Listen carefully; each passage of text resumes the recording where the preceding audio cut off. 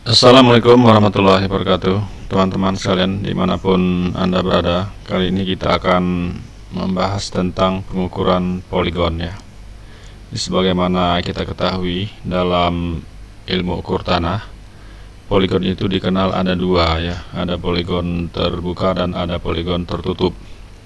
Nah, kali ini kita akan membahas pengukuran poligon tertutup dengan menggunakan alat theodolit. Jadi ada sebuah lahan yang akan kita ukur, terdiri dari 8 buah titik pengukurannya. Nah, untuk membahas poligon ini kita lanjutkan ke slide berikut. Nah, untuk melakukan pengukuran poligon, maka terlebih dahulu kita tentukan titik poligonnya ya. Jadi di sini ada titik P1, P2, P3 sampai dengan P8. Jadi pengukuran poligon ini merupakan kerangka pengukuran sebelum kita melakukan pengukuran situasi. Jadi pengukuran poligon ini untuk membantu kita memudahkan dalam pembuatan peta topografi ya. Nah, jadi setelah titik P1, P2 dan P8 kita tentukan, maka kita tentukan dulu arah azimutnya, jadi arah utara. Kemudian setelah arah utara kita temukan, penemuan arah utara itu bisa dilakukan dengan menggunakan kompas ya. Kemudian dari titik awal kita bekerja mulai dari titik P1. Jadi sudut azimut dari arah utara terhadap titik P2 ini kita ukur ya dengan menggunakan alat theodolit. Jadi alat theodolitnya diposisikan di titik P1. Nah, jadi dengan melakukan pengukuran sudut, maka diperolehlah sudut azimut dari arah utara ke titik P2. Nah, sudut azimut ini ditentukan hanya sekali pengukuran ya. Jadi sekali pengukuran pada tahap awal saja. Kemudian nanti untuk azimut berikutnya di setiap titik P2, P3 sampai P8 itu nanti kita hitung. Nah, selanjutnya kita akan melakukan pengukuran sudut dalam. Jadi sudut dalam dari poligon ini. Jadi di setiap titik ini, titik P1, P2, P3 ini kita tentukan sudut dalamnya. Nah, jadi dalam pengukuran ini kita tentukan sudut, kita beri kode alfa ya. Jadi ada alfa 1. Kemudian nanti kita tentukan juga jaraknya. Jadi jarak dari P1 ke P2. Jadi dengan menggunakan alat theodolit ini sudut bisa diukur ya. Kemudian jarak juga bisa diukur. Jarak ini dengan melakukan pembacaan benang atas, benang bawah, dan sudut vertikal. Sedangkan sudut alfa 1 ini merupakan sudut horizontal. Nah, setelah titik 1 selesai, maka kita lakukan pengukuran ke titik kedua. Jadi di titik 2 kita hanya perlu melakukan pengukuran sudut dalamnya. Jadi seperti yang kita jelaskan tadi, azimutnya udah tidak perlu lagi ya. Nah, jadi kita lakukan pengukuran di titik 2, alfa 2. Jadi dengan menggunakan theodolit nih, biasanya pengukuran itu dilakukan 2 kali. Jadi yang diukur adalah sudut biasa dan sudut luar biasa. Jadi sudut biasa dan sudut luar biasa itu nanti dijumlahkan kemudian dibagi 2. Nah, sehingga diperoleh sudut realnya misalnya tadi alfa 2 ya. Jadi di setiap titik P1, P2, P3 sampai P8 itu kita ukur sudutnya dengan melakukan pembacaan biasa dan luar biasa. Kemudian juga di setiap antar titik itu juga kita lakukan pengukuran jaraknya. Jadi semua garis ini, semua poligon garis ini nanti kita lakukan pengukuran jaraknya. Jadi dengan melakukan pembacaan benang atas, benang bawah, dan sudut vertikal. Nah, jadi secara terus menerus ya, searah dengan jarum jam ini kita lakukan pengukuran sudutnya. Nah, jadi cara melakukan pengukuran sudutnya tentu ini sama ya untuk setiap titik. Jadi kita ukur dulu ke arah titik depannya, misalnya dari di P1 arahkan dulu ke P2, kemudian kita teropong lagi ke P8 sehingga diperoleh masing-masing sudut dalam dari poligon ini. Nah, untuk selanjutnya untuk melakukan pengukuran jarak sebenarnya bisa juga dilakukan menggunakan alat WP ya, atau water pass. Tapi theodolit sendiri itu sudah dilengkapi alat pengukur jaraknya. Tapi dengan menggunakan water pass, karena alatnya tidak bisa diputar dalam arah vertikal teropongnya, maka sudut yang digunakan untuk mengukur jarak, misalnya jarak di 1 itu adalah benang atas dikurang benang bawah kali 100. Sedangkan untuk alat teodolit itu jarak misalnya D1 dn ini adalah jarak titik ke n ya, jadi benang atas dikurang benang bawah kali cos kuadrat theta. Theta ini merupakan sudut vertikal ya, bacaan dari teodolit. Nah, jadi dalam pengukuran teodolit ya kita abaikanlah jelas, kita tidak menggunakan alat water pass ya. Jadi untuk pengukuran poligon bisa kita lakukan dengan full menggunakan alat teodolit. Meskipun sekarang ada alat yang lebih canggih ya, ada alat total station yang bisa mengukur jarak, sudut, dan bahkan kita tidak perlu melakukan pencatatan. Jadi di alat total station itu sudah bisa melakukan perekaman ya. Kemudian nanti kita kopikan ke komputer, tapi berbasis teodolit kita masih tetap melakukan pembacaan dan pencatatan. Nah, jadi seperti yang kita jelaskan tadi, sudut alpha 1, alpha 2, dan alpha 8 ini diukur dengan menggunakan alat teodolit, pembacaan biasa, luar biasa tadi dirata-ratakan.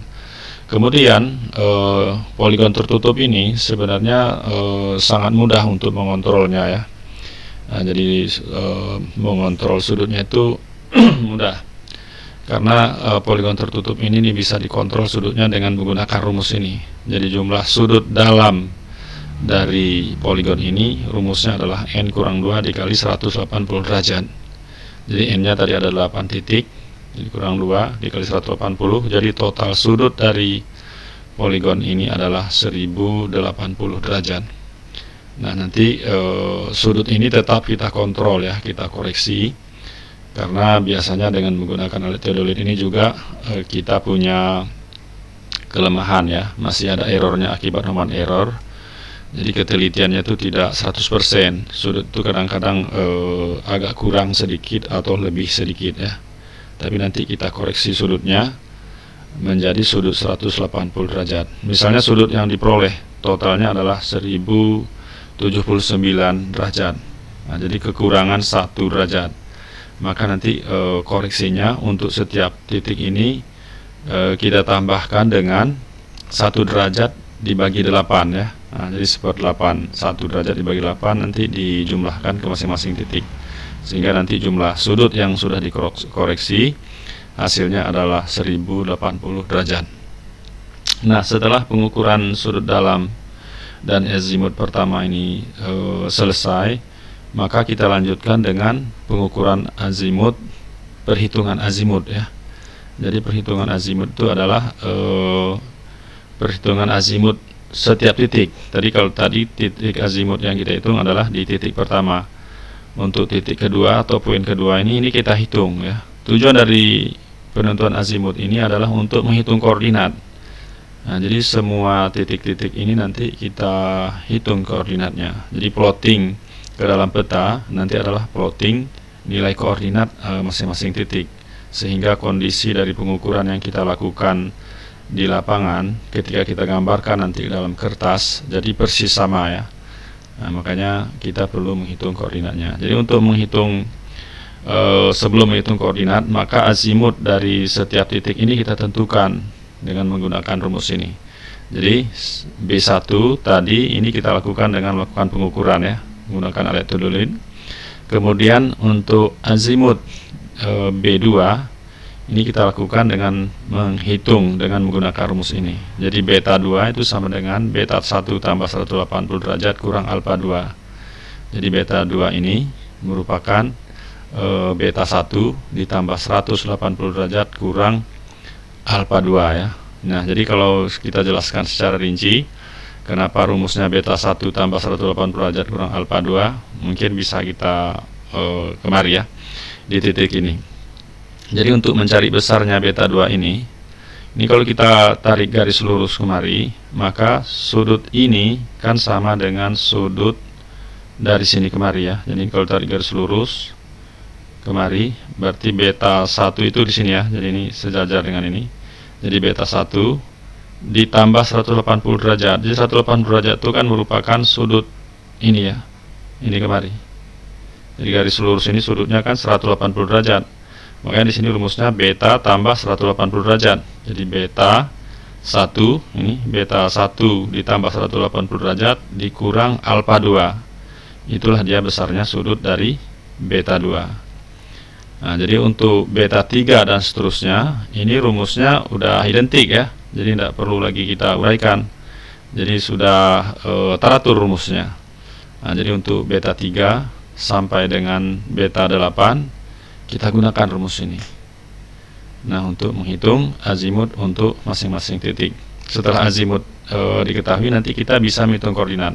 Jadi kita tahu azimut di titik P1 dan jaraknya juga diketahui ya dari hasil pengukuran teodolit tadi. Maka koordinat nanti di titik P2 itu bisa kita hitung. Begitu juga dengan koordinat di titik P3. Ketika azimut B2 diketahui dan jarak D2 diketahui, maka nanti kita bisa hitung koordinat di sini. Nah, jadi untuk titik selanjutnya identik ya. Nah, jadi menghitung koordinat di titik depan, ini kita katakanlah titik awal P3, ini titik depannya P4, maka kita memerlukan besarnya sudut ini, sudut azimut, sudut yang diambil dari arah utara, dan juga harus kita ketahui jaraknya untuk menentukan koordinat titik P4. Nah, sekarang kita akan menentukan koordinat atau menghitung koordinat ya. Nah, tadi kita ada azimut, ada jarak, maka akan diperoleh koordinat di titik P2. Jadi dengan menggunakan rumus ini ya. Nah, misalnya di koordinat P1 kita tentukan koordinatnya misalnya 0,0. Jadi kalau di lapangan titik koordinat itu tentu harus kita ikat ya ke titik tetap yang ada di lapangan. Kalau tidak ada titik tetap, kita bisa juga menentukan koordinat misalnya katakan di titik awal ini dengan menggunakan GPS ya. Atau yang paling detail dengan menggunakan GPS di detik. Kalau tidak ada GPS di detik, maka kita harus cari titik BM di lapangan ya, titik tetap, untuk menentukan koordinat titik awal. Atau bisa juga lah ditentukan sendiri kalau misalnya proyeknya nggak terlalu besar, juga tidak memerlukan koordinat yang signifikan ya. Ini bisa ditentukan misalnya apakah 0,0, 10,10, 100,100 dan seterusnya. Nah, jadi keuntungan menggunakan poligon tertutup ini, nanti setelah kita hitung, maka koordinatnya nanti harus balik lagi ke awal ya. Nah, jadi harus nutup dia di koordinat awal. Kalau tadinya 0,0, setelah dihitung secara berurutan, secara menerus, nanti harus kembali dia lagi ke titik 0. Nah, untuk mencari koordinat di titik P2, tadi titik P1 ditentukan ya. Ini kita tentukan. Apakah ditentukan menggunakan alat GPS tadi ya, yang intinya ini ditentukan titik pertama. Kemudian koordinat titik kedua ini kita hitung. Jadi koordinat titik kedua ini kalau kita lihat koordinatnya adalah X2 Y2 ya. Nah, maka secara rumus untuk mencari nilai X2 itu sama dengan X1 ditambah D1 sin beta 1. X1 sendiri itu merupakan koordinat di titik P1 ya. Tadi ini P1 koordinat X1, Y1. Jadi X1 nya adalah 0 misalnya ya. Maka untuk titik P2, X2 berarti 0 ditambah D1. D1 itu jarak dari P1 ke P2 ya. Dikali dengan sin beta 1. Sin beta 1, beta 1 itu tadi merupakan azimut dari titik P1. Nah, maka koordinat di titik X2 itu kita peroleh. Kemudian untuk mencari nilai koordinat Y-nya, Y2 juga identik rumusnya, Y1 tambah D1 kali cos. Kalau tadi sin, di sini cos ya. Nah, jadi nilai dari Y1 ini adalah koordinat awal. Nah, kalau di sini nilainya adalah 0. Kemudian D1-nya adalah jarak dari P1 ke P2. Dan beta 1-nya ini merupakan azimut dari titik P1. Nah, jadi secara identik titik P3 juga seperti itu ya. Jadi rumusnya juga sudah beraturan seperti ini. Jadi tinggal kita gunakan rumusnya untuk mencari koordinat setiap titik. Nah, setelah koordinat poligon ini diperoleh, setelah dikontrol masuk semuanya, maka baru kita melakukan pengukuran situasi.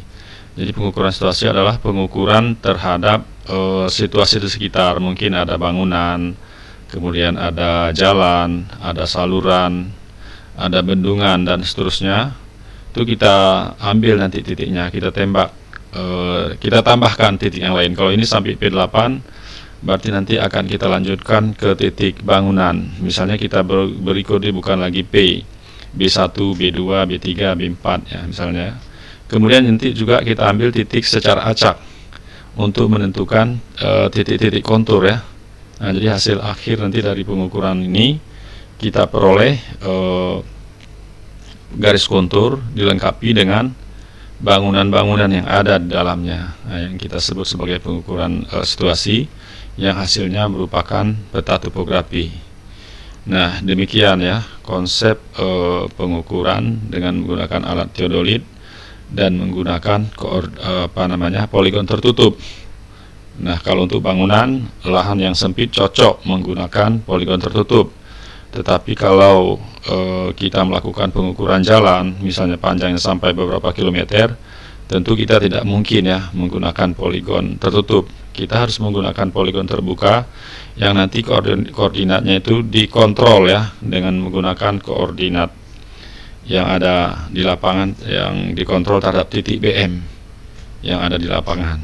Jadi koordinat awal dan koordinat akhir itu diketahui, nanti kita koreksi juga sama halnya seperti pada poligon tertutup ini.